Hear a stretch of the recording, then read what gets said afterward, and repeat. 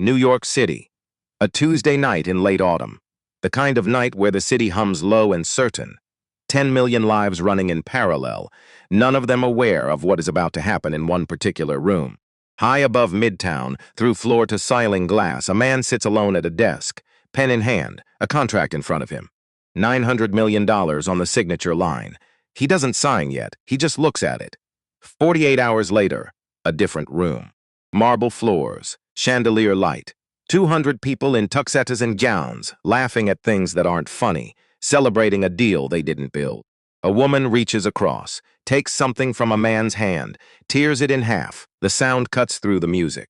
And the man, the one who signed the contract, the one whose name is on line 47 of the guest list, doesn't move, doesn't flinch, doesn't look at the torn pieces.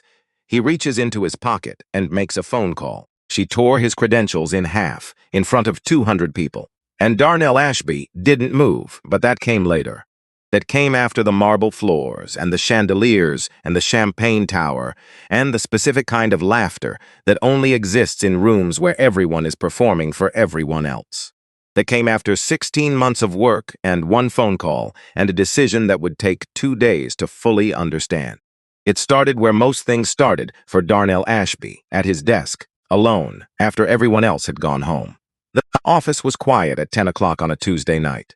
The kind of quiet that had texture to it, the low hum of the building's ventilation, the distant compression of the elevator shaft. The city outside reduced to a smear of light through floor-to-ceiling glass. Darnell sat with a contract in front of him, 37 pages. His name on the signature line at the bottom of page 36. $900 million. 16 months of negotiations, 14 sessions across conference tables, 4 different buildings. A due diligence package he had reviewed 3 times and had his team audit twice. And now this, 37 pages and a pen he hadn't picked up yet. He looked at the contract, he looked at the city. He set the pen down. Renata Ford knocked once and came in without waiting because 6 years of working together had established that a knock was courtesy, and waiting was time neither of them had. She was 38 years old and ran the operational side of Ashby Global with a specific efficiency of someone who had decided early in her career that the most useful thing she could be was the person who made sure things actually happened. She placed an envelope on the corner of his desk. "Invitations to the Holt Gala," she said. "Tomorrow night. Langham Grand." Darnell looked at the envelope. "Where's my name on the list? Line 47. He nodded once. Renata left. He picked up the pen. He signed the contract. Then he sat for another moment in the quiet, because there was something he needed to do before the signing became final in his own mind, something that had nothing to do with legal teams or capital transfers or the particular mechanics of a $900 million merger. He needed to remember where he started. Not for sentiment, for calibration. Because in his experience, the moments when you were most likely to lose your footing were the moments when everything looked like solid ground. He closed the contract, placed the pen on top of it, and let himself go back. It was the 2016. He was 26 years old. He had a business plan he had been building for 14 months. Projections, market analysis. A 5-year growth model that his accounting professor, the one who had given him a B+ in financial modeling and told him, kindly but firmly, not to aim too high, too fast, had called surprisingly solid. He walked into that bank in a suit jacket borrowed from his older cousin. The jacket was a half size too big in the shoulders. He had ironed it twice the night before. He had ironed his shirt, his slacks, and the folder holding his documents. He had ironed the folder, not because he thought it would make a difference. Because he needed something to do with his hands at 11 o'clock the night before the most important meeting of his life. The loan officer was a man in his mid-50s, gray hair, reading glasses. The kind of face that had spent decades delivered the disappointment with professional neutrality, so that the neutrality and the disappointment had merged into a single expression. He looked at the business plan. He looked at Darnell. He looked at the business plan again. "Do you have a cosigner?" "No." "Then I'm afraid." Darnell stood up before the sentence finished. He didn't slam the folder, didn't raise his voice, didn't give that man a single thing to remember him by that wasn't entirely composed. He just stood, picked up his documents, nodded once, walked out. He stood on the sidewalk outside that bank for a long time, long enough for the afternoon light to shift, long enough to understand with a cold and clarifying precision what the actual rules of this game were. Not the stated rules, the real ones. He made a decision on that sidewalk. He was going to learn every rule, not to follow them, but to know exactly which ones could be broken and exactly when. He started Ashby Global with $6,000. 50 from Earl Gaines, a man in his 60s who ran a small commercial real estate firm who had known on his father looked at Darnold's plan and said, "You've done your homework, son." And 10,000 saved over 3 years of night shifts and weekend work while finishing his degree. 8 years later, he was signing a 37-page contract worth $900 million, and his name was on line 47 of the guest list. He allowed himself 4 years of memory, 2020. The conference room on the 32nd floor. 12 people at a long table. The facilitator hired by the other side going around the room, making introductions. She got to Darnell. "And this is the assistant to Mr. Ashby." Her hand gestured toward him. He waited exactly 1 beat. "I'm Ashby." The room paused for 2 seconds, then kept moving. Nobody apologized. He sat down, opened his laptop, and ran the meeting, because that was what he had come to do, and the meeting was what mattered. And there would be time later to feel whatever needed to be felt about a room that had decided what he was before he said a word. Later, in the hallway, a junior associate from the other side touched his arm and said she was so sorry, it was so embarrassing. She had no idea how it happened. He thanked her. He drove back to his office. He kept working. Now, at 10:15 on a Tuesday night, he placed both memories where they belonged, not buried, not dramatized, just held, present. Like instruments, he needed to stay calibrated. He picked up the invitation. He placed it on top of the contract. Tomorrow, he would walk into the Langham Grand, and the deal would be almost complete, and the evening would be whatever it was going to be. He turned off his desk lamp. He went home. The apartment was dark when he got in. He didn't turn on many lights. Just the kitchen, enough to see the counter, the coffee maker, the single chair at the small table near the window, where he sat most nights when he came home late, which was most nights. He made tea, didn't drink coffee after 8. Learned that from Earl, who had also taught him that a man's discipline in small things was usually a reliable indicator of his discipline in large ones. He sat at the table, looked at his phone. 64 messages since 6 o'clock. He had read 12 of them during the car ride home. The rest could wait until morning. He set the phone face down. He thought about the invitation on top of the contract. Line 47. There was something clarifying about that detail, something that told him without ambiguity how the Holt family understood the relationship. Invitations for a $900 million merger didn't sort themselves. Someone had made a list. Someone had decided where every name went. And the person whose capital was funding the whole enterprise, whose team had structured every clause, whose signature was on page 36, that person went on line 47. It wasn't an accident. It was a statement, small enough to deny, large enough that you felt it. He had felt a lot of those in his career.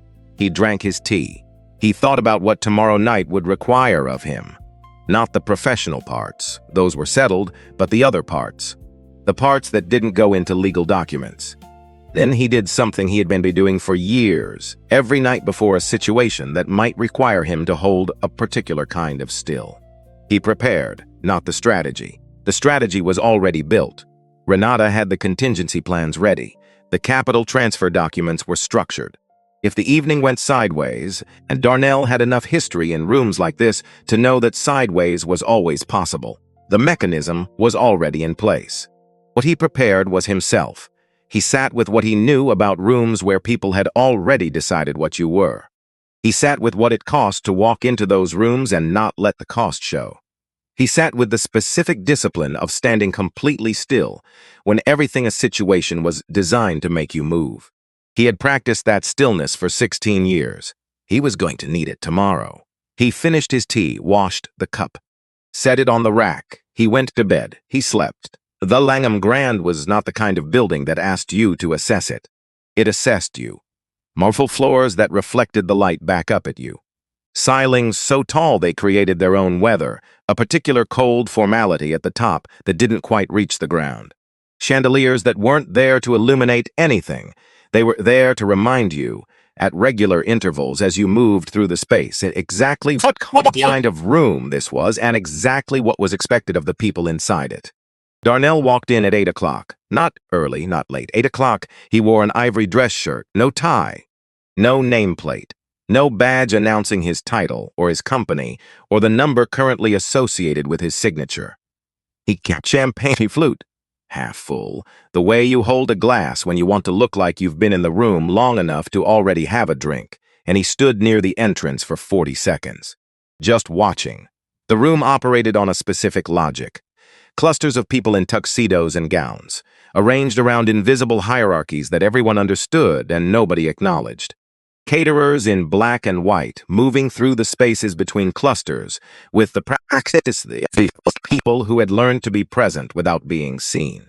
Conversations everywhere, loud, rehearsed conversations where nobody listened and everybody performed. He had been in rooms like this before. He knew where the real decisions happened versus where the performances of decisions happened. He knew which conversations were the work and which were the theater. And he knew, with the calm of a man who had done this enough times to stop being surprised by it, that a black man standing near the entrance without a nameplate was going to be read a specific way by specific people in this room. He had known that before he arrived. He had built a contingency around it because that was what you did when you had spent enough years in enough rooms to understand that preparation was the only form of control you actually had. Andre Booker moved through the crowd with a tray of fresh glasses, navigating the clusters with the practiced efficiency of someone who had learned to move through spaces by not being seen in them. He was 24 years old. He wore the standard black and white of the catering staff, but if you looked closely, and almost nobody did, you could see the corner of a small notebook tucked into the front pocket of his serving apron. Not an order pad, something smaller. The kind of pocket notebook a person carried when they were always in the middle of figuring something out. He had been using Holt Industries as a case study in his night finance class for 5 months. Public filings, subsidiary structures, the kind of research that required nothing except time and a library card and the willingness to read the same document 4 times until it gave up what it was hiding. Nobody at this event knew that. Nobody at this event had asked. When he reached Darnell near the entrance, he offered the tray. Darnell already had a glass. He shook his head, but he looked at Andre when he did it, not past him. Not through him, at him. Andre registered it. He moved on, but he looked back once because it was the first time all evening that anyone in the room had looked at him like that. Like a person standing in a room, rather than a function the room required.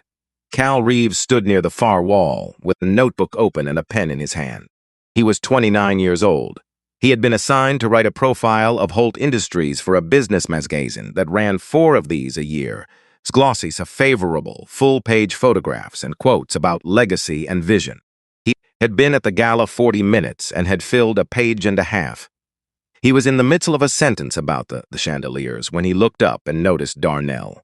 Not because Darnell was doing anything, because he was the only person in the room who wasn't. While every other guest performed wealth, performed connection, performed the specific ease of people who had never had to think about whether they belonged somewhere. This man in the ivory shirt was simply standing still, watching, patient, like someone who had arrived knowing exactly what was going to happen and had decided that observation was more useful than participation. Cal made a small note in the margin of his notebook. He didn't know why yet. He would understand why in about 11 minutes. Eleanor Holt came down from the upper level at 8:20.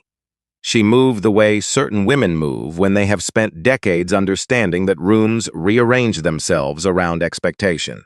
Navy dress, pearl earrings, a single strand of pearls at the throat, real ones which didn't need to announce themselves but somehow always did.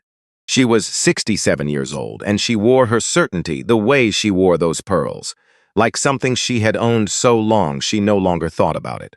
Preston walked behind her. 42, a tuxedo that had been fitted twice. His mother's manner of moving through a room, that practiced assumption that whatever space existed was his because he had arrived in it. They were celebrating. Of course they were. $900 million was worth a gala. The deal was essentially done. The night was theirs. Darnell watched them work the room, the way Eleanor touched the arm of every man she greeted, the way Preston laughed a half-second before the joke landed, anticipating the response he intended to produce, the way both of them moved toward wealth and moved away from anything that didn't radiate it. He noticed they didn't look at the catering staff, not once. Preston saw Darnell from across the room. He made an assessment. It took less than 2 seconds. It was based on what he saw, a black man, mid-30s, alone, no nameplate, no companion, no cluster of other people signaling his importance by proximity. The assessment was wrong. He walked over anyway. Hey, not sir, not excuse me. Hey, the particular hey that implies the person you're addressing works for you and simply hasn't been formally introduced to that fact yet. You with the catering?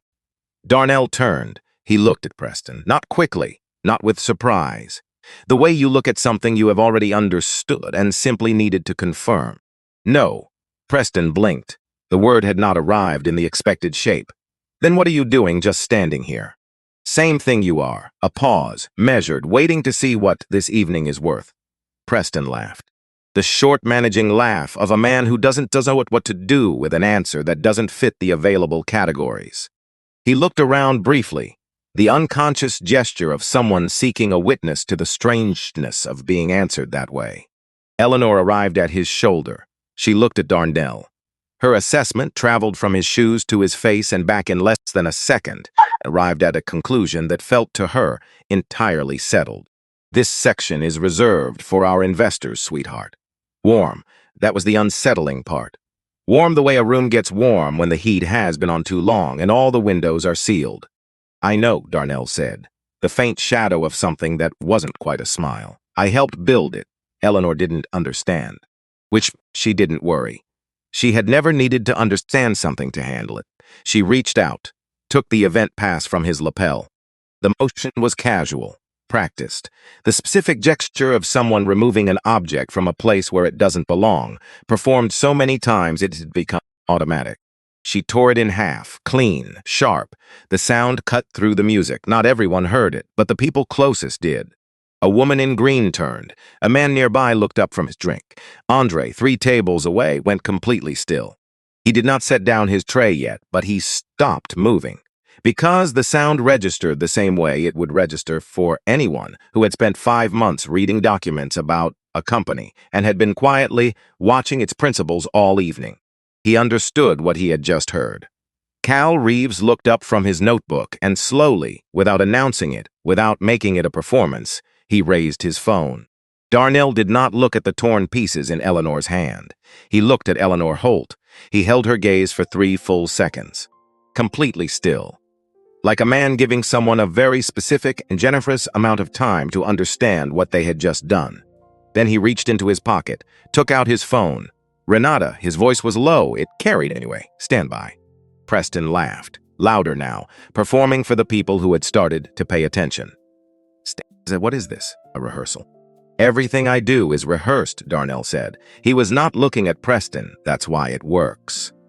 The security guard, a man named Gary, 44 years old, 11 years in private event security, had been watching from across the room.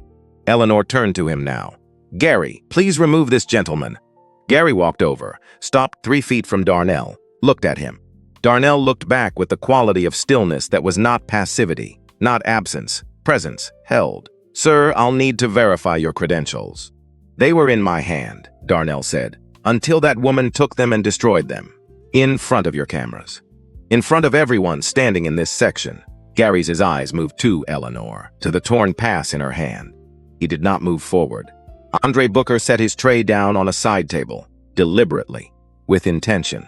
A man who had made a decision and needed his hands free to honor it. He stepped forward. He's on the investor list. His voice wasn't loud. It didn't need to be. Line 47. I saw it this afternoon when we were setting up the registration table. I remember because I recognized the company name. I've been reading Ashby Global's public filings for a class I'm taking. Preston turned to him. Stay out of this.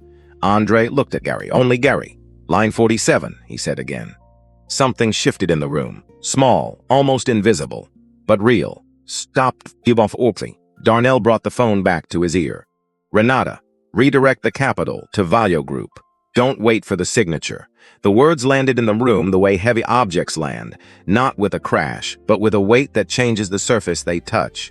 A man near the champagne station turned to his companion and said something that didn't carry across the room, but whose effect did, because his companion's expression changed immediately. Preston's voice had thinned, still dismissive but thinner. "You're bluffing." "Check your phone," Darnell said. 30 seconds. He waited. The notification arrived at 22 seconds, not just on Preston's phone, on every device in the room connected to the Ashby Global Investor Distribution List. A list Renata had cross-referenced with every confirmed gala attendee and prepared for distribution 3 days ago, because Darnell had known before he ever walked through those doors that something like this was possible. Not certain. Possible, and possible was enough to prepare for. Ashby Global formally withdraws from the Holt Industries merger, effective tonight. Capital has been redirected to Valo Group. All Holt-related transactions are suspended pending review. One by one, screens lit up around the room. One by one, faces changed. A woman set her glass down without looking for a surface. It rang against the marble. Somewhere behind her, someone made the involuntary sound of a person whose brain hasn't caught up with new information. Preston read his phone. His face moved through disbelief, recalibration, anger, and then something that looked, for just a moment, like fear. Eleanor Holt stood very still. She held the torn pass in her hand. She read her screen, with the expression of a person trying to make arithmetic produce a different answer. Cal Reeves was no longer writing. He was filming, had been filming for 4 minutes and 31 seconds. The live stream counter in the corner of his screen read 4,200 viewers. Still climbing. Darnell put his phone in his pocket. He stepped into the open space between himself and the Holt family. Not aggressively. Each step measured the pace of a man who had decided on the exact distance and was moving to it with complete intention. "You have spent 20 minutes treating me like I wandered in here by mistake." His voice was steady. The steadiness built over years, out of every moment he had chosen not to break. "You called security. You destroyed my credentials. You used the number associated with this deal, without once confirming who was standing in front of you." Preston started to say something. Darnell didn't look at him. "I am Darnell Ashby, CEO of Ashby Global. The merger your family has been celebrating tonight, I built it. I structured it. I brought the capital to the table, and I just moved that capital somewhere else." The room was quiet. The music still played somewhere, faint, disconnected from the moment like a radio left on in an empty building. "You never asked my name." He looked at Eleanor when he said it, directly, without heat. "That is the only mistake you made tonight that actually matters." Eleanor's lips parted. Nothing came out. Darnell turned, one clean motion, and he walked toward the exit, not fast, not slow. The pace of a man who has finished what he came to do and carries no obligation to witness the aftermath. Each step on the marble was audible in the quiet. Andre Booker watched him go. Gary took a small step back, one step, drawing a line between himself and the decision he had almost made. Cal held the shot, phone steady, framing Darnell's exit against the Holt family standing motionless in the center of a celebration that had just become something else entirely. A woman near the champagne tower started clapping. One pair of hands, then another, then a sound that moved through the room like something waking up, scattered and growing and entirely sincere. Darnell didn't turn around for it. He didn't need to. The doors opened ahead of him, cold air, night. The city outside running on its own enormous indifferent schedule, unbothered by anything that had just happened inside the Langham Grand. Renata was standing by the car. She had been there since 8 o'clock, engine off, phone on, everything ready. She took one look at his face when he came through the door and said nothing. She got in. He got in. The door closed. Inside the car, quiet. Darnell sat back. He closed his eyes. He breathed in slowly, held it for 4 counts, breathed out the same way. When he opened his eyes, he kept them forward. His hands were in his lap, completely still. Renata had worked with him long enough to see the things that didn't show on the surface. The slight tension along his jaw, the way he was breathing with deliberate control rather than naturally. She had seen this before, the specific cost of having held a particular kind of still in a situation designed to move you. She didn't fill the silence. She waited. After a moment, he said, "Legal is ready, waiting for your word." Give it. She reached for her phone. He looked through the windshield at the city moving past as they pulled away from the curb. Restaurants still full. A couple arguing on a corner with the committed intensity of people who had been together long enough to do it in public. A cab pulling from a red light, the city doing what the city always did. His phone rang at 9:47. Carolyn Webb. He looked at the screen for a moment, then answered. "I need to tell you what just happened," she said. Her voice was careful. The voice of someone who had decided to make a call that wasn't comfortable, but was necessary. "Preston Holt called me at 9:15, she said. "Right after, I saw the notification come through. He didn't wait long. Darnell to still. Tell me what he said." She read it back to him, word for word, that Darnell had acted impulsively. That withdrawing from a $900 million merger because of a social incident was not the behavior of a stable CEO. That the board should consider whether this kind of decision-making represented a risk to shareholder value. That there were people, unnamed, conveniently unnamed, who shared this concern and were watching how the board responded. Darnell listened to every word. He noticed the timestamp, 9:15. The notification from Ashby Global had gone out at approximately 8:52. Preston had waited 23 minutes before picking up the phone and calling a member of Darnell's board. 23 minutes. Not long enough to be strategic. Long enough to be calculated. "Did he call anyone else?" Darnell asked. "He mentioned he had other calls to make." A pause. "I don't know who. Thank you for telling me. I want you to know." She stopped. Started again. "I told him I would pass the information along to the full board through the appropriate channels. Which is what I'm doing now." "That's the right answer, Carolyn. I should have been clearer with him about why that call was inappropriate before I hung up."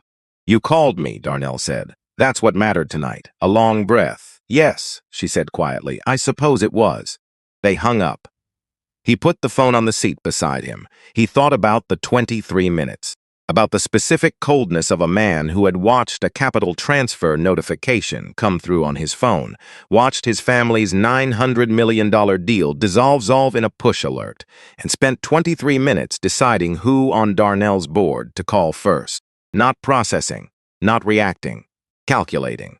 That told him something precise about Preston Holt.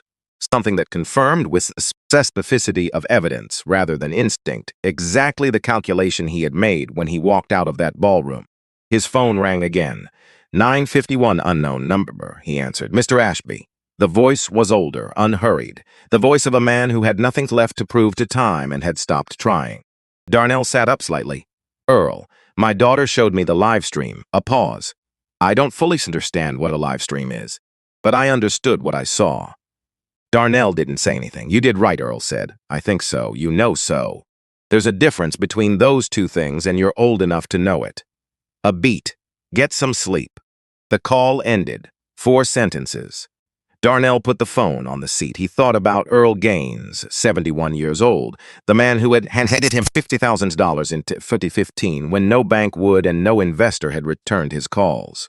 Who had done it not because the numbers were certain, but because of the way Darnell looked directly at him during the pitch. Not at the desk, at him. 4 sentences were, sometimes exactly enough. Renata's phone buzzed. She glanced at it. "Live stream is at 64,000 viewers." Darnell turned from the window. "Who's watching?" "Everyone," Renata said. The car moved through the city, Wednesday night, running toward Thursday morning. Somewhere back at the Langham Grand, Preston Holt had already made at least one phone call and was deciding who to call next. Eleanor Holt was standing in the middle of a room that had begun quietly rearranging itself around her.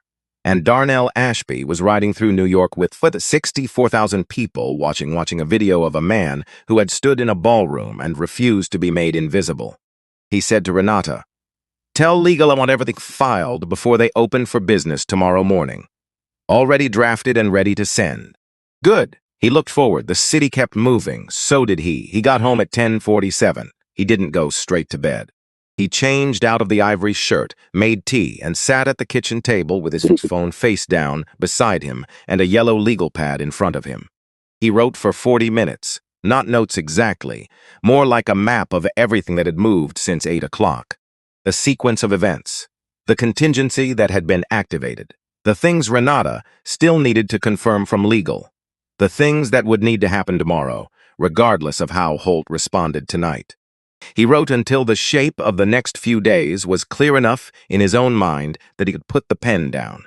Then he sat for a moment, not thinking about strategy, just sitting. He thought about Andre Booker, the tray set down on the side table. The voice, not loud, not performing, just accurate, saying line 47. He thought about what it cost a 24-year-old to step out of his position at an event like this. The risk of it.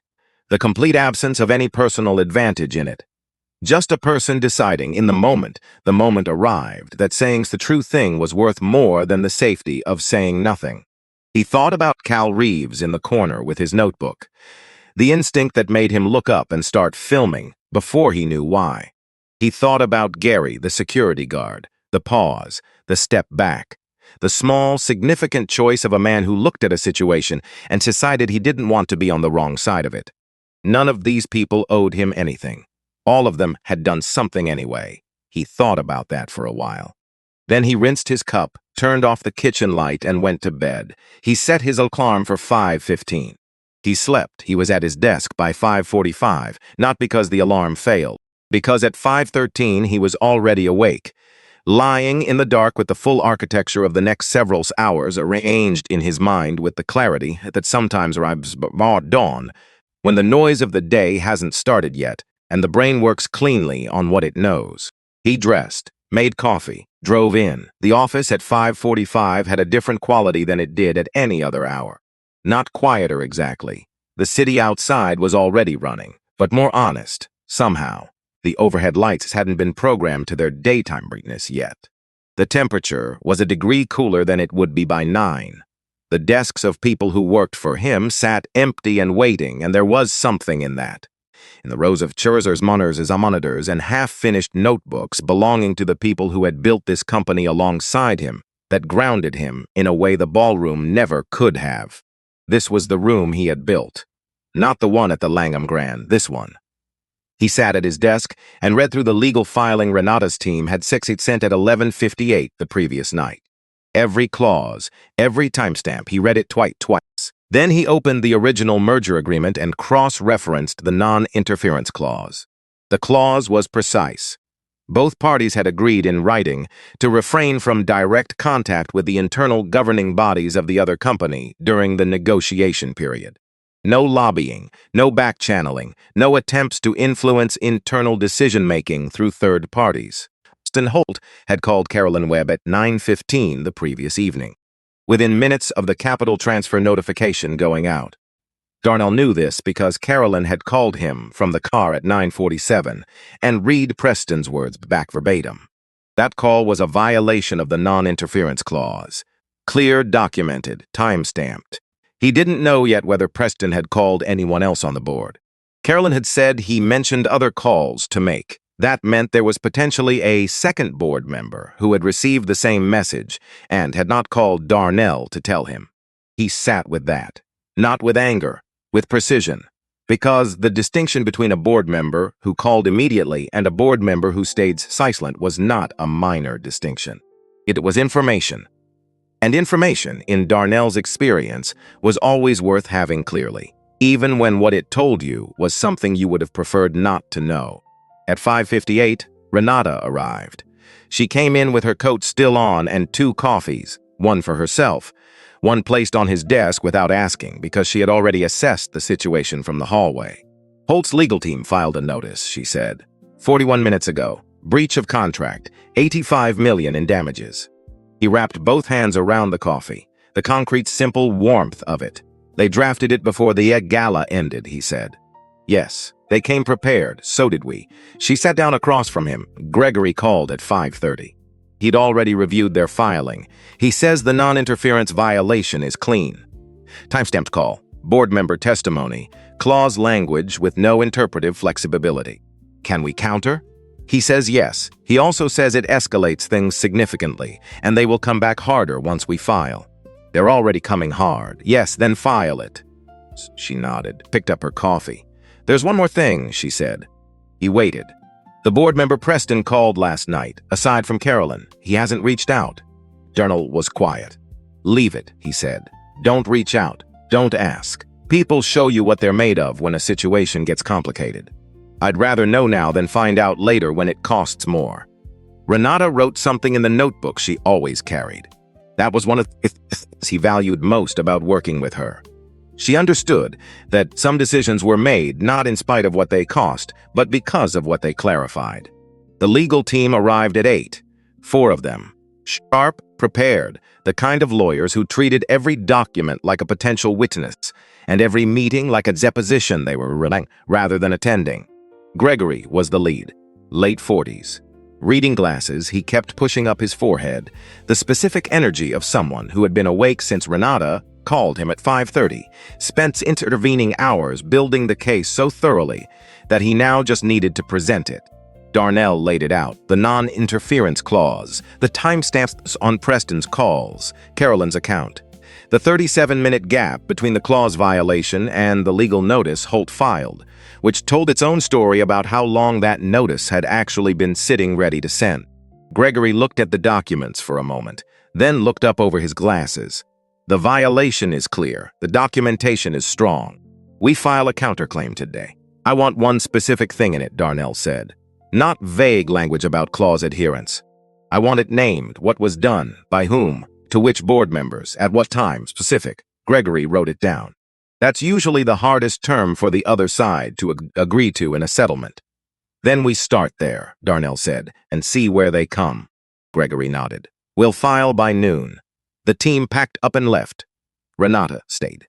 When the door closed, she sat back in her chair. Not all the way back, just slightly, enough to signal a degree of informality that meant she was going to say something that existed outside the structure of the meeting.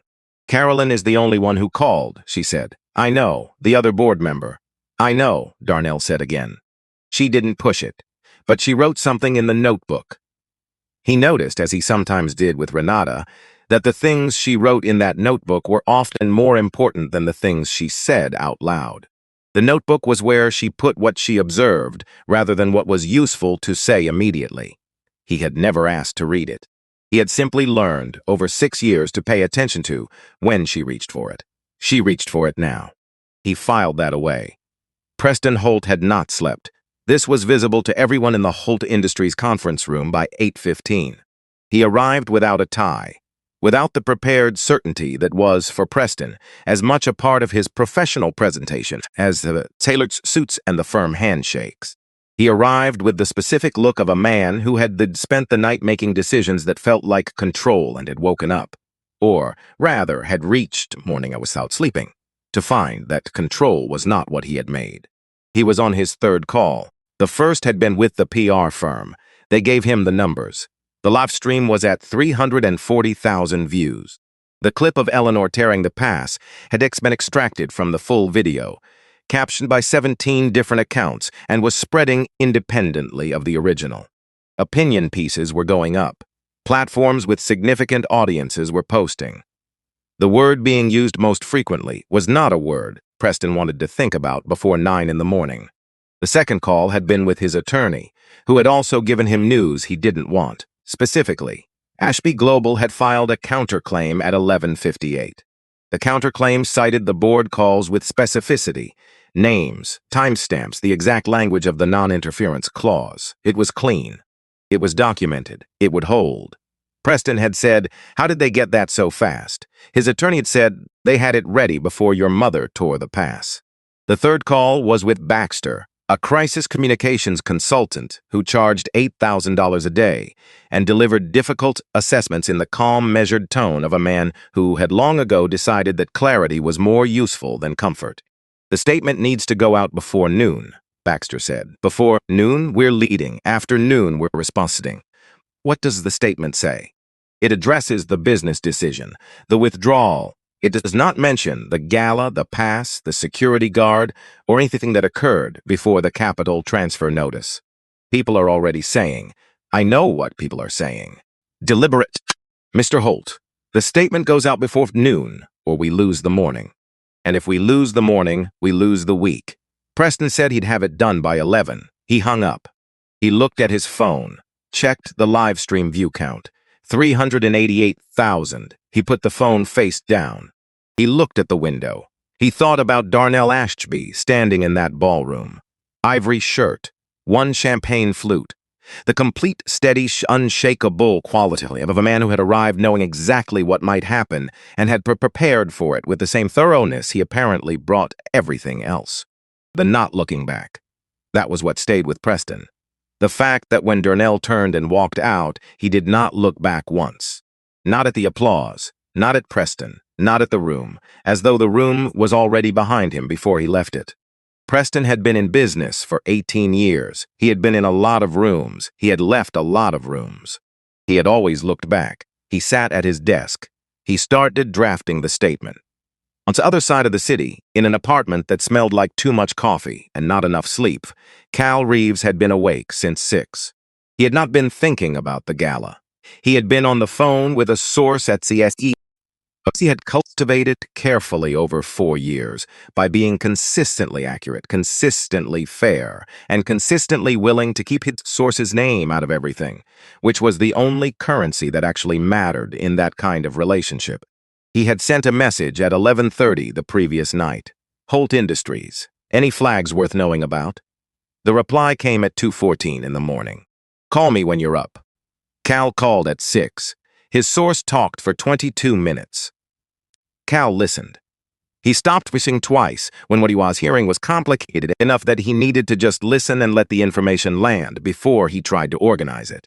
When the call ended, he sat at his kitchen table without moving for a full minute. Because what his source had described was this: Holt Industries had incorporated a subsidiary, Holt Capital Holdings LLC, in the spring of 2021. Small, company on paper, quietly structured.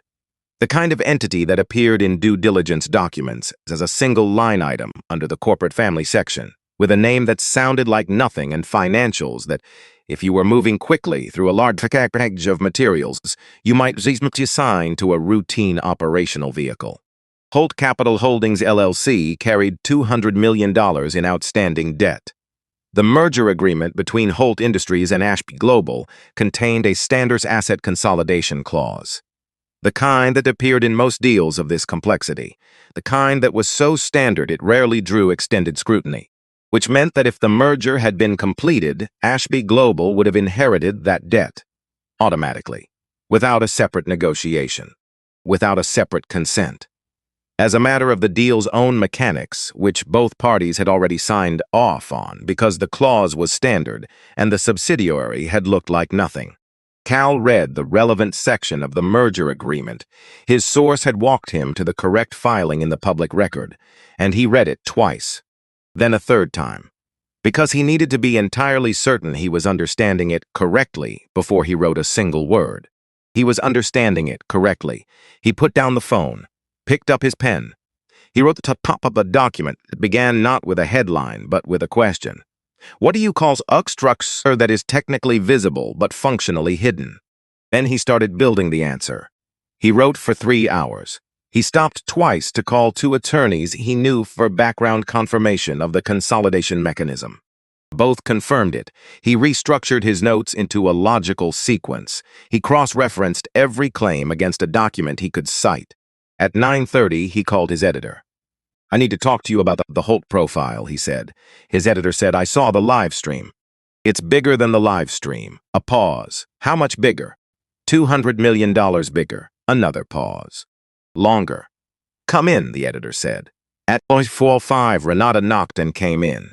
Cal Reeves called, she said. She placed a single on his desk, her handwritten notes from the call, organized into 4 bullet points the way she always organized information she had pre-digested. He wants to speak with you. He has something. Darnell picked up the page. He read the 4 bullet points. He read them again.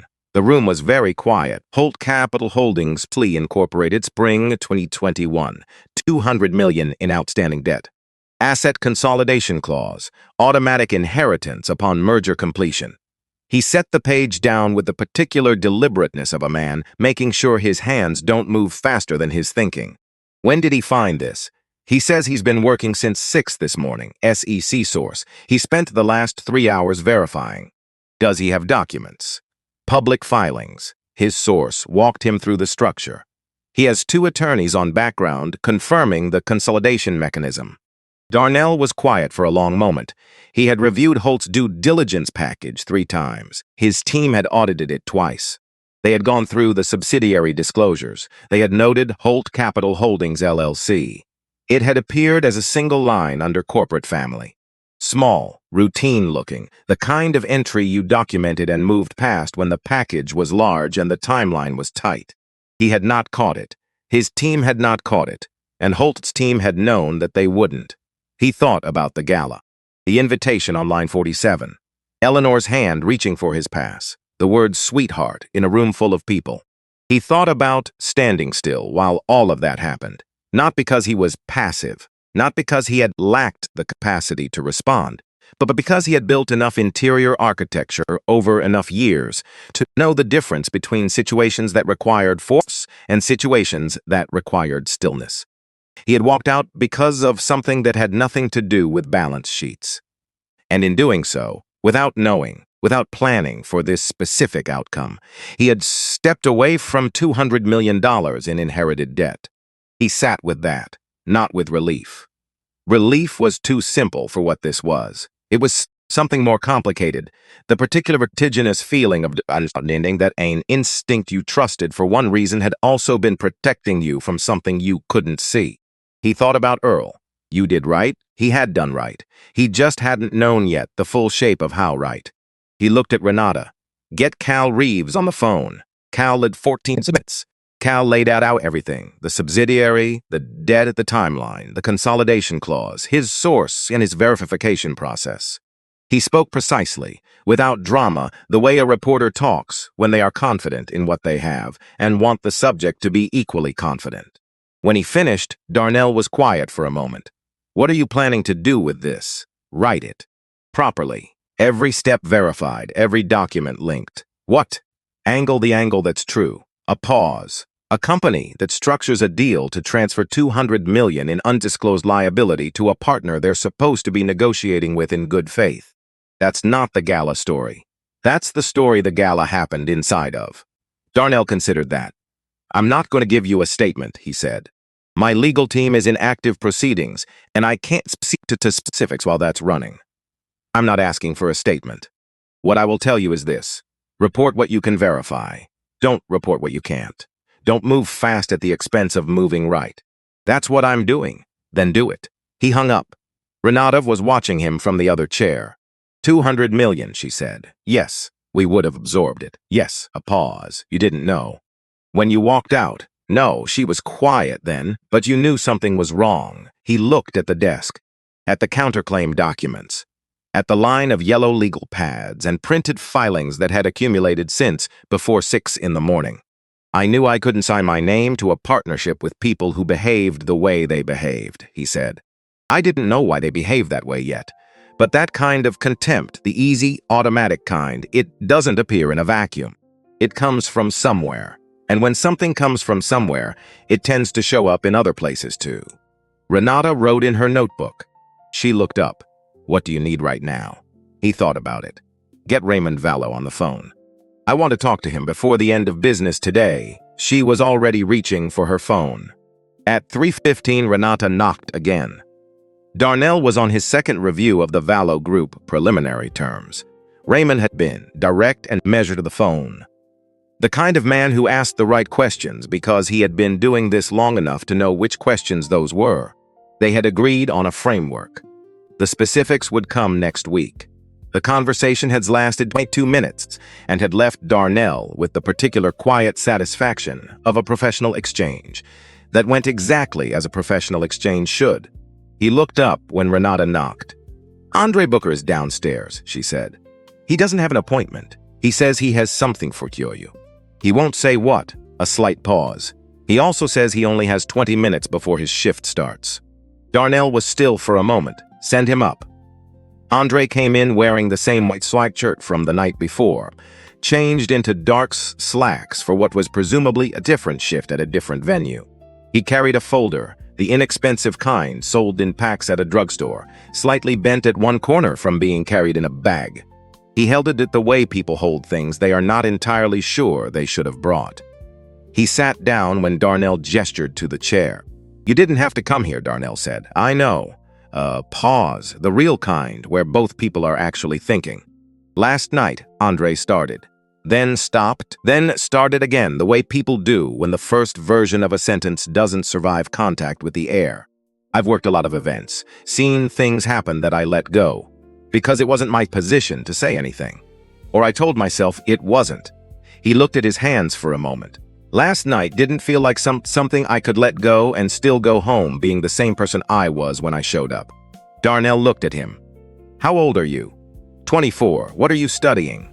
Andre looked up, slightly surprised by the turn of the question. Corporate finance, night classes, community college, a beat. I use publicly available filings as case studies. It's the only way I can afford to work with real data. Whose filings? Mostly large-cap companies with complex subsidiary structures. I started with Holt Industries about 5 months ago. He stopped, looked at the folder in his hands, seemed to make a decision about it. That's actually why I came. He placed the folder on the desk. Darnell opened it. He looked at the first page. He looked at the second. He did not look up for a long time, because what Andre Booker had assembled over 5 months of night 8 classes and library sessions and publicly available SEC filings was a structural analysis of 3 Holt Industries mergers from the previous 6 years. 3 deals, 3 subsidiary vehicles, 3 asset consolidation clauses, each carrying liabilities that the acquired companies has absorbed without fully understanding the mechanism that made absorption automatic. The work was imperfect. It had the handwriting of someone still learning the language, still building the vocabulary for what he was seeing. There were gaps where a trained analyst would have known to look deeper. There were conclusions that were directionally right, but not yet precisely expressed. But the pattern was there, clearly, undeniably there. Andre had found the same structure Kals had described. Found it 5 months ago. Found it not because he had a tip or a contact or access to anything beyond what any member of the public could access with enough time and enough patience and enough willingness to read everything twice. Darnell set the folder down carefully. He looked Andre. 5 months of work, he said. More like 5.5. I'm slow with the technical vocabulary. I have to look things up. A small dry thing that was almost a smile. Night school. Have you shown this to anyone? No. Have you talked to Cal Reeves, the reporter? No. Darnell thought for a moment. That's your decision to make. This is your work. What you do with it belongs to you. He paused. But I'll tell you what I would do. I would send it to Cal with a full record of your sources and your process. Every date, every document, every step. Because this kind of analysis needs to be traceable. And then I would put every piece of this in a portfolio. Andre looked at the folder. People pay serious money for analysts who can do what you just did with publicly available data and a library card and a night class, Darnell said. The absence of a completed degree doesn't change what you found. Andre was quiet. The card you gave me, he said. The mentorship program. Still available. Not uncertain. Certain. I'll call, he said. He stood, looked at the folder on the desk.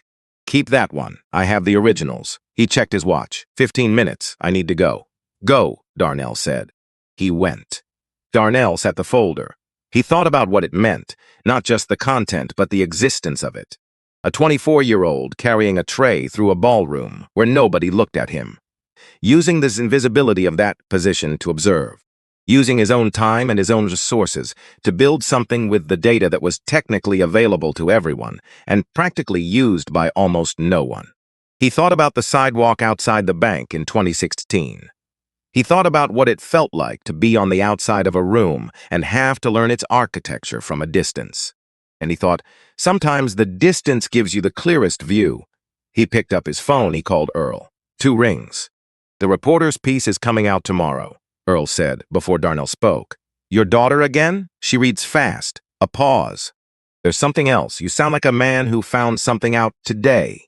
Darnell told him about the folder. About Andre. About 5 months of night school and publicly available filings and a pattern that nobody with a better seat in the room had caught. Earl was quiet for a moment. You know what that tells you, Earl said.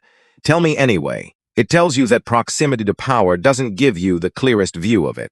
Sometimes it gives you the cloudiest. A pause. The people who have to learn a room from the outside, they see the structure. The people inside just see the furniture. Darnell sat with that. Get some rest tonight, Earl said. Darnell said. He meant it this time. He hung up, looked at Andre's folder on his desk, looked at the Valo terms beside it, looked at the counterclaim filing and the legal timeline, and the yellow legal pads covered in his own handwriting from before 6 in the morning. He thought, this is what 16 months of work actually built, not just the deal, everything the deal revealed. He gathered the documents, stacked them neatly, turned off his desk lamp. He told Renata he was leaving. She looked at the clock, 4:52. That's the earliest you've left in 3 weeks, she said. Don't get used to it. She almost smiled. He took the elevator down, walked through the lobby, nodded at Terrence, who was eating a sandwich at the reception desk, and nodded back without interrupting the bite. He walked out into the afternoon, Thursday. The city at almost 5 o'clock. Different from the city at 10 o'clock the night before. Different from the city at 6 in the morning. More human at this hour. People moving with the particular mix of exhaustion and relief that came from a day that was almost done. A woman walking a dog that had strong opinions about a particular fire hydrant. 2 men in work clothes laughing at something on one of their phones. A food cart on the corner sending steam into the cooling air. Darnell stood on the sidewalk for a moment. Just a moment. Then he started walking toward the parking garage. Tomorrow, Cal's piece would publish. Tonight, he was going home. Cal Reeves published at 6:42 on Friday morning, 2 days after the gala, 6 hours after he had made the call to his SE source and started pulling the thread. No drama in the headline, no loaded language, just the facts arranged in the order that made them impossible to look away from. Holt Industries' hidden liability. How a $200 million debt was structured into a merger agreement. That was it. No question mark fishing for outrage. No exclamation point manufacturing urgency. Just a statement. A thing that was true and had been verified and was now, as of 6:42 on a Friday morning, available to anyone willing to read it carefully. Cal had worked through Wednesday night, through all of Thursday, and into the early hours of Friday to get it right. Every number sourced twice. Every claim attributed to a document linked in the digital version, so that any reader who wanted to follow the trail could follow it all the way to the end. He had stopped twice to call 2 attorneys for background confirmation of the consolidation mechanism. Both confirmed it. He had restructured his notes into a logical sequence, cross-referenced every claim, and read the full draft 3 times before sending it to his editor at 11:30 Thursday night. His editor had called back at midnight. One question. Are you certain on the timeline of the subsidiary incorporation relative to the negotiation start date? Cal had said, I have the incorporation date from the public filing and the negotiation start date from the merger agreement preamble. The subsidiary was incorporated 4 months after negotiations began. His editor had said, publish it. Cal hit publish at 6:42. Made coffee, sat at his kitchen table and waited for the world to catch up. Darnell's phone woke him at 6:49. Renata. A message, not a call. 4 words. Read this, link attached. He read it in bed, on his phone, still in the dark of the room at his house where he had slept the first uninterrupted night of the week. He read it once through quickly, then again, slowly. He got up, made coffee in his mother's kitchen, she was still asleep, and stood at the counter reading it a 3rd time. Then he called Renata. It's right, he said. It's thorough, she said. He didn't miss anything. Who else has it? The financial press is picking it up. I'm seeing 3 pieces already that went up in the last 15 minutes. All confirming the consolidation mechanism. He looked out the kitchen window at the yard. Morning light just arriving, the tentative early kind, not yet committed to the day. A bird on the fence post that appeared and disappeared in the same second. I'll be in by 8, he said. Gregory wants to meet at 8:30. Tell him 8:15. He hung up. Finished the coffee, left a note for his mother on the kitchen table. Drove back into the city as the morning built itself around him. The light strengthening, the traffic thickening. New York becoming itself again after the brief pause of night. His phone rang 6703. Carolyn read it. She said, so did I, 200 million, yes. A pause with something complicated living inside it. We would have absorbed every dollar of it. Yes. And when you walked out of that ballroom, you didn't know this was there. No. Another pause, the kind that meant she was working through something. I've been in this business for 20 years, Carolyn said. I've watched people make good decisions for bad reasons and bad decisions for good ones. I've never watched someone make a decision for the right reason that also turned out to be exactly correct in ways they couldn't have calculated. Darnell didn't say anything. I owe you an apology, she said. When Preston called me Wednesday night, I should have been clearer with him in the moment about what that call was, about why I wasn't going to receive it the way he intended. You called me, Darnell said, that night. That's what A long breath on the other end. Yes, she said quietly. I suppose it was. They hung up. He thought about Carolyn's phrase, a decision for the right reasons that also turned out to be exactly correct. The truth was more complicated than that. The truth was that he had stood in that ballroom and made a call that had nothing to do with spreadsheets. He had looked at Eleanor Holt's hand taking his pass, not asking, just taking, and at Preston's face, and the complete automatic certainty with which both of them had decided what he was before he opened his mouth. And he had thought, these are not people I can build something with, not because of the insult, because of what the insult revealed. Contempt that operated that, automatically, that comfortably, without a second of hesitation. That kind of contempt had a history, a practice. It showed up in board meetings and due diligence packages and subsidiary structures, the same way it showed up in a ballroom. You didn't compartmentalize it. It was how you moved through the world, and it left marks on everything you touched. He had known that before he ever saw the filing. He just hadn't been able to point to it on a balance sheet yet. Now Cal Reeves could. He drove into the city. He got to work. Holt Industries opened down 9%. By 10:15, it was down 14. By 11, it was down 17, and 3 financial journalists who had not been at the gala and had not seen the live stream and had no particular interest in the social dimensions of a ballroom confrontation had published their own analyses of Cal's piece. They confirmed the asset consolidation mechanism. They questioned the disclosure practices language that was careful in the legal sense and entirely clear in every other sense. Phrases like structured opacity and good faith deficiency appeared in pieces that would be read by exactly the people whose opinion of Holt Industries had financial consequences. Preston's statement, the 4 controlled paragraphs that had gone out at 11:47 the previous day, but ones didn't the gala or the pass or the security guard or Eleanor's pearls glinting under the chandelier, was now being published side by side with Cal's article across multiple platforms.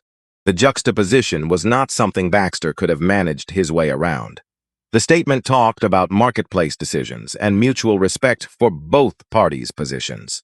The article talked about $200 million subsidiary incorporated at the precise midpoint of negotiations. 3 investors who had been in the Langham Grand Ballroom 2 nights ago made calls Friday morning, not to Darnell, to their own advisors. The calls had a similar shape. Find out what my exposure to Holt Industries looks like across all current positions, and have the answer to me before the market closes. By noon, one of those investors had initiated withdrawal from a separate Holt partnership fund, not Ashby Global, an older fund, one that had nothing to do with the merger. By 1 in the afternoon, 2 other partners in that fund had noticed the withdrawal. By 2, both of them had made their own calls. This was how it actually worked. Not the way it worked in the live stream, dramatic and immediate and visible to 400,000 people. The quiet way. The way trust dissolved, which was not like a flood but like water finding the cracks in something and working through them slowly, patiently, with a complete difference of a process that doesn't need to hurry because physics is on its side. Preston held 2 crisis calls that Friday. The first was with his board. They had read Cal's piece. They had questions. Specific, prepared, uncomfortable questions that told Preston, without anyone saying it directly, that several of them had also been on the phone with their own advisors since 6:42 that morning. The second call was with Baxter, who had revised his assessment overnight. The situation has moved past reputation management, Baxter said. What you need now is a legal strategy, a formal financial disclosure, and a conversation scene. Proactive, before it's compelled, with the relevant regulatory bodies about the timeline of Holt Capital Holdings and its relationship to the merger negotiation. You're telling me to walk into the SEC. I'm telling you that the choice is between walking in and being pulled in. One of those gives you a degree of control over the narrative. The other gives you none. Preston was quiet. Mr. Holt, I've done this work for a long time. The clients who come through situations like this are the ones who stop trying to manage what people think and start addressing what's actually true. A pause. The ones who don't, they spend the next 3 years in litigation and another 2 recovering from it. If they recover. Preston thanked him. He hung up. He sat at his desk for a long time. He thought about Darnell Ashby's back. The ivory shirt. The measured, unhurried walk toward the exit. The not looking back. He had spent 48 hours trying to understand that. He was beginning to. Eleanor Holt arrived at the Ashby Global lobby at 2:30 on Friday afternoon. No appointment. No attorney. No Preston. She was alone. Gray coat, not the navy dress, not the pearls from the gala, smaller earrings. Hands folded in front of her. The posture of someone who had prepared something and was not entirely certain the preparation was adequate. Terrence at reception called Renata immediately. Renata came down. She looked at Eleanor Holt, standing in the lobby of the building, that Darnell Ashby had signed a lease for 8 years ago with $60,000 and a business plan that a loan officer had declined to fund. She took in the gray coat and the smaller earrings, and the hands folded the way hands fold when composure is being maintained rather than felt. "I'll see if he's available," Renata said. She went upstairs. She knocked on Darnell's door, opened it. Eleanor Holt is in the lobby. Alone. Darnell looked up from the Valo Group terms he had been reviewing. He was quiet for a moment. "Alone," he said. "Yes." He looked at the terms on his desk, then at the window, then back at Renata. "Put her in the small conference room on 14. Give her water. I'll be there in 5 minutes." Renata's face didn't change. But she nodded, the particular nod she used when she thought something was the right call without necessarily being the obvious one. She went back downstairs. Darnell sat at his desk for the 5 minutes he had given himself. He used them deliberately. Not to rehearse what he was going to say. He didn't need to rehearse it. He already knew. He used them to be clear about why he was agreeing to this meeting. Because the reasons mattered. He was not agreeing because Eleanor Holt deserved his time. He was not agreeing because the company's legal position would benefit from a face-to-face conversation before settlement negotiations. Gregory had been clear that direct contact between principals during active proceedings was inadvisable, and Darnell had told Renata to make sure Gregory knew this meeting was happening. He was agreeing because he was the kind of man who looked at things directly, who did not avoid the difficult encounter when the difficult encounter was the honest one, who had built everything he had built on the practice of seeing situations as they actually were rather than as it was convenient to see them. Eleanor Holt was in a building she had not expected to be in 2 days ago. He wanted to see what that looked like up close. He stood up. He walked to the elevator. She was already seated when he came in, coat still on. Both hands around the water glass Renata had placed in front of her, though she hadn't drunk from it. She looked up when he came through the door. He sat across from her. He didn't say anything. He waited. Because she had come here. She had made the decision to do this, to walk into a lobby alone, without armor or attorneys or Preston at her shoulder. Whatever she needed to say, she needed to be the one to begin it. The silence lasted almost 15 seconds. Eleanor looked at her hands, then at him. "I'm not going to pretend this is easy," she said. Darnell said nothing. "I came because..." She stopped. The sentence had not survived contact with the air in the shape she had prepared it. She started again. "Because certain things, once done, cannot be undone. And I have spent 2 days understanding exactly which category Wednesday night belongs to." Still he waited. "I looked at you, and I did not see you," she said simply, without the softening language that people use when they want to acknowledge something without fully owning it. "I saw what I expected to see, and I acted on that expectation, and what I expected was wrong."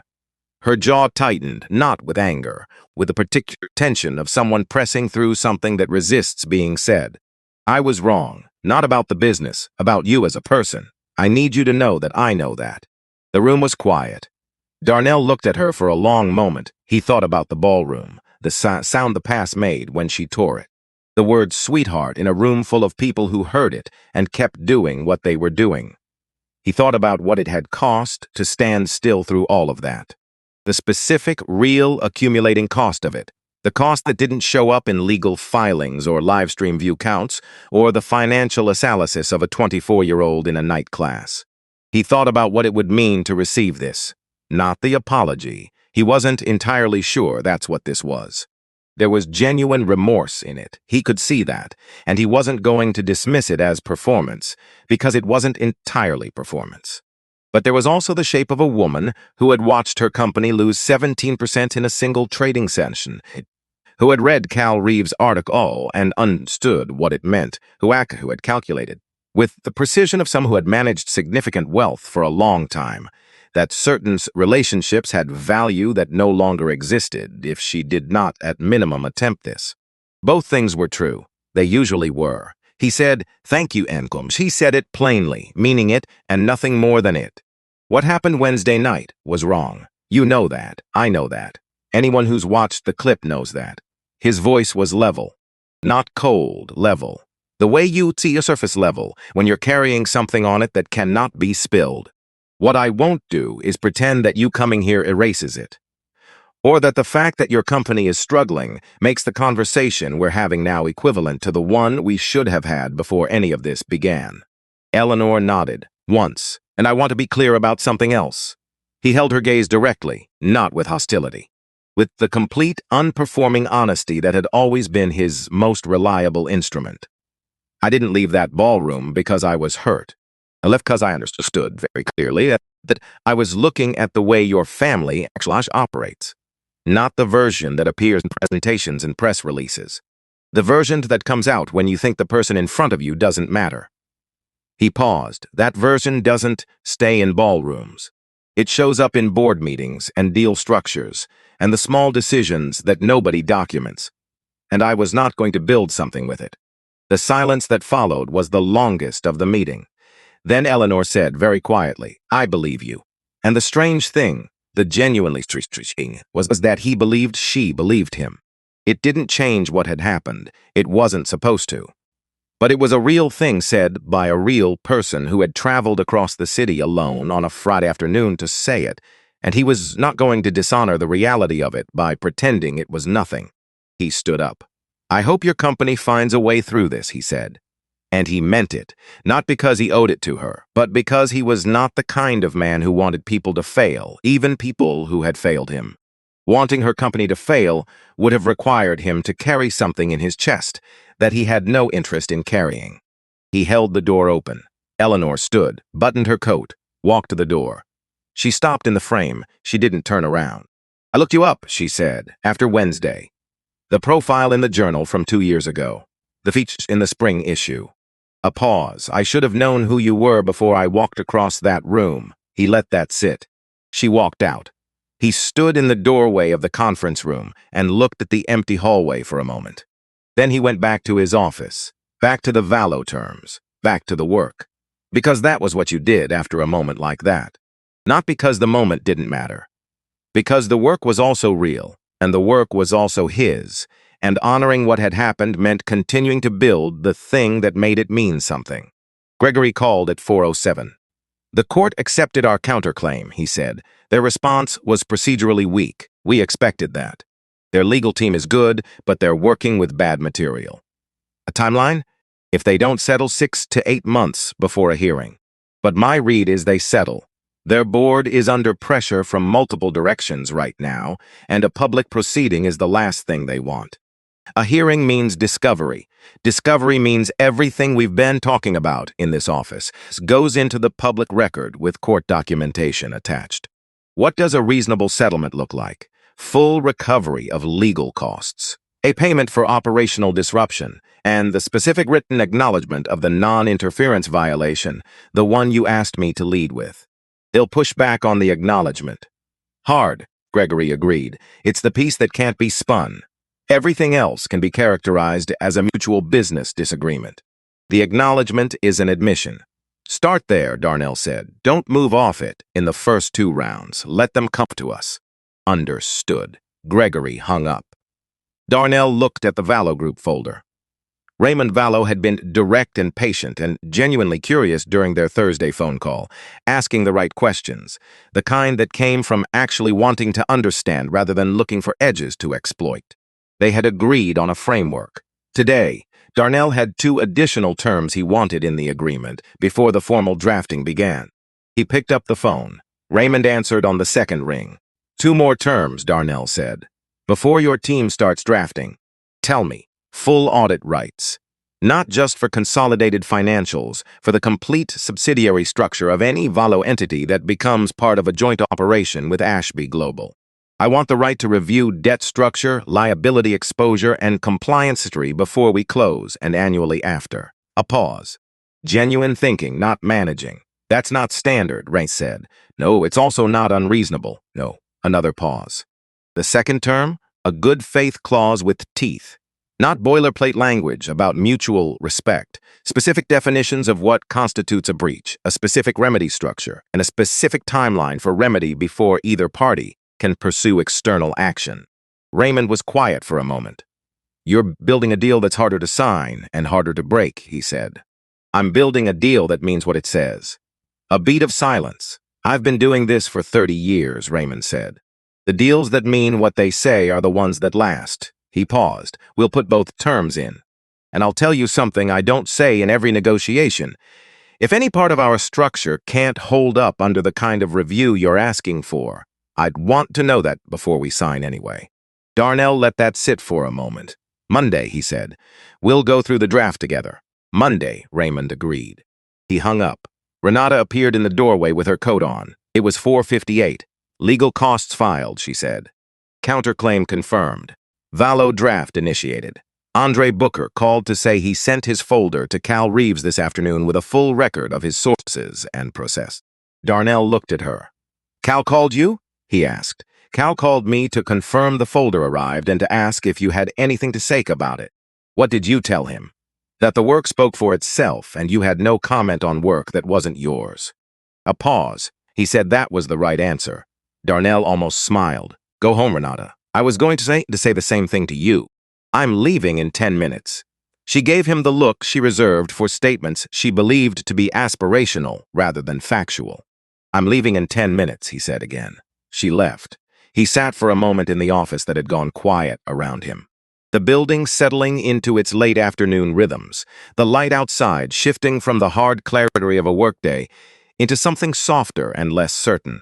He could see, from where he sat, a slice of the street 6 floors down, a bus pulling from a stop, 2 women walking with linked arms, a delivery truck idling at a red light with the specific patient resignation of a vehicle that had been doing this all day. He thought about the week, not as a summary or a ledger, just the whole of it.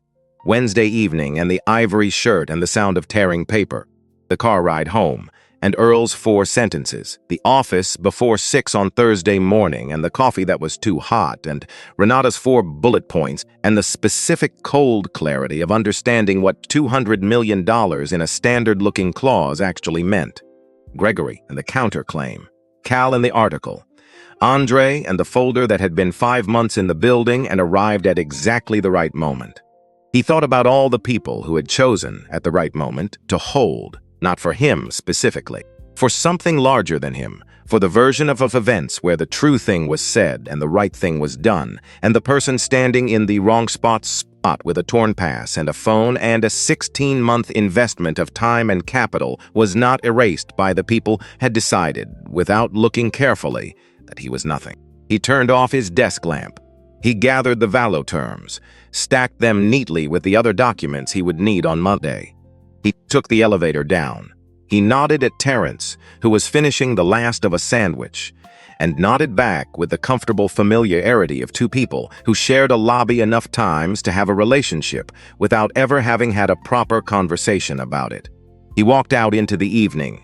He drove 40 minutes out of the city, the kind of neighborhood where the streets had trees old enough to have earned their names. Houses set back from the road, porch lights on, the air different out here, less compressed, less certain of its own importance. He pulled into the driveway at 8:47. The porch light was on. It was always on. His mother had lived here 5 years. He had bought the house in 2019. First year Ashby Global turned a real profit, not projected, actual. He had not made a ceremony of it. She had thanked him once directly and never mentioned it again, which was the most she ever made of anything important. He knocked and came in. She was at the stove with her back to him. "There's food," she said, without turning around. He hung his coat over the back of the same chair he had been hanging it on since he was 12. Washed his hands, got a bowl, sat down. She turned off the stove, sat across from him with a cup of tea she had already been steeping. He ate, she drank, the clock ticked. Outside, the neighborhood settled into its Friday. "I read the article," she said. "I know. You texted me, $200 million in a subsidiary, yes. You didn't know it was there when you walked out." "No." She held her cup with both hands. Thinking all the way through before she spoke, the habit she had passed to him without either of them discussing it. "But you knew something was wrong," she said. "Yes." She nodded, slowly, not surprised. "Did they apologize?"